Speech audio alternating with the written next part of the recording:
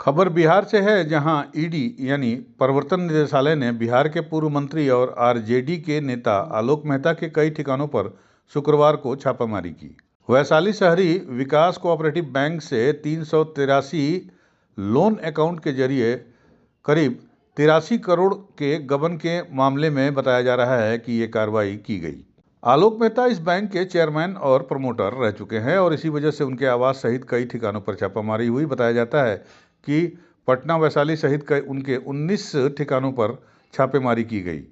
Vaishali cooperative bank से 383 loan account से घोटाला हुआ बताया जा रहा है और आलोक मेहता इस बैंक के चेयरमैन और प्रमोटर रह चुके हैं। आपको बता दें, वैशाली जिले के मिर्जानगर के मूल निवासी राज्य के पूर्व मंत्री और आरजेडी के वरिष्ठ नेता आलोक मेहता के महुआ और हाजीपुर सहित कई ठिकानों पर ईडी की टीम ने शुक्रवार को छापा मारा। छापेमारी के बाद से ही बिहार में चर्चाओं का बाजार गर्म रहा। आपको बता दें, वैशाली शहरी विकास कोऑपरेटिव बैंक के 383 लोन अकाउंट के जरिए 83 करोड़ रुपए के गबन का आरोप आलोक मेहता के ऊपर लगाया गया है। आलोक मेहता इस बैंक के चेयरमैन और प्रमोटर दोनों रह चुके हैं। इस कारण जांच की आंच उन तक पहुंच गई। ईडी के अफसरों ने लगभग 8 घंटे तक हाजीपुर के यादव चौक स्थित बैंक के कर्मचारियों से भी पूछताछ की और इसके बाद ईडी की टीम अपने साथ कुछ कागजात ले गई। हालांकि ईडी की तरफ से इसके बारे में कोई अधिकृत जानकारी नहीं दी गई।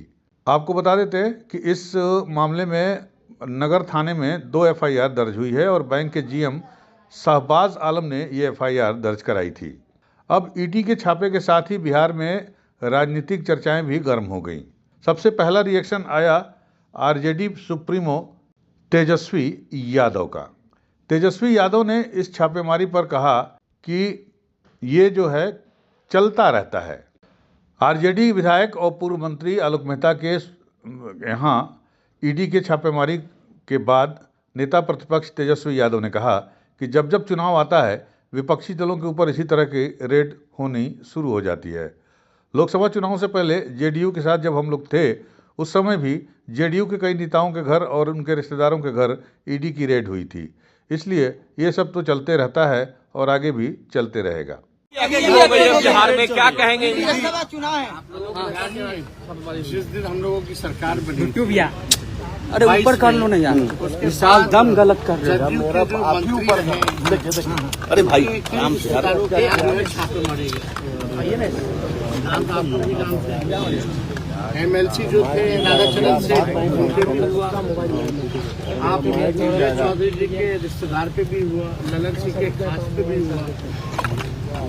अब जो है चुनाव पास आता जाएगा तो लोग करते जाएंगे, लोगों पर छापा आइडिया और क्या है।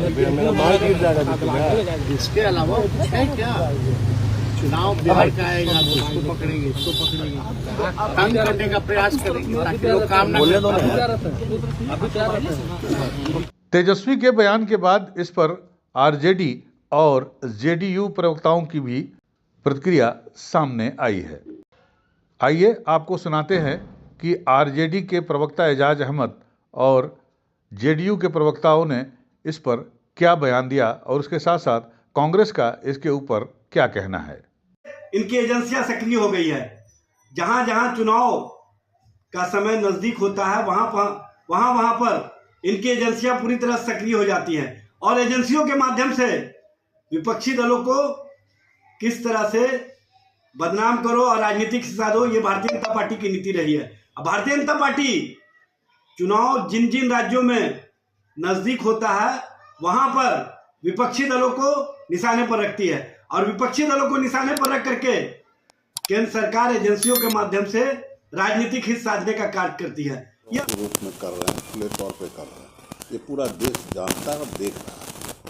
तो ये आलोक मेहता जी के साथ हुआ, ये कोई आश्चर्य की बात नहीं, क्योंकि आलोक मेहता भी उनके बीजेपी के विरोधी दल में है, हम लोग के साथ यूपीए में है, तो कोई आश्चर्य की बात नहीं है और उसमें कुछ मिलना जाना है नहीं।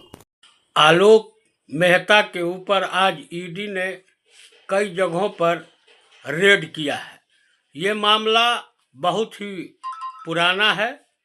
कोऑपरेटिव बैंक में जो घोटाला हुआ था उसको लेकर ये कार्रवाई हुई है।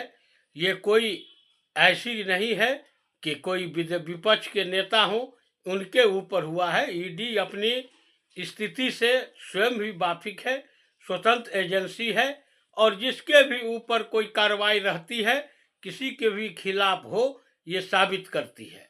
और यहाँ पर सबसे बड़ी बात है कि जो महागठबंधन के नेता हैं, जो इंडिया गठबंधन के नेता हैं, उन लोगों ने किस तरह से बिहार को लूटने का काम किया है, देश के आर्थिक स्थिति को कमजोर करने का काम किया है।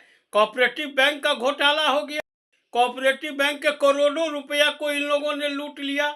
आज पटना हो, समस्तीपुर हो, वैशाली हो, उसमें पूर्व मंत्री आलोक मेहता राष्ट्रीय जनता दल के प्रमुख नेता हैं, उनके यहाँ ईडी का ये रेड साबित करता है कि इस कोऑपरेटिव घोटाला में इन लोगों का हाथ है और ईडी इसके खिलाफ पूरी तरह से कारगर कदम उठाएगी।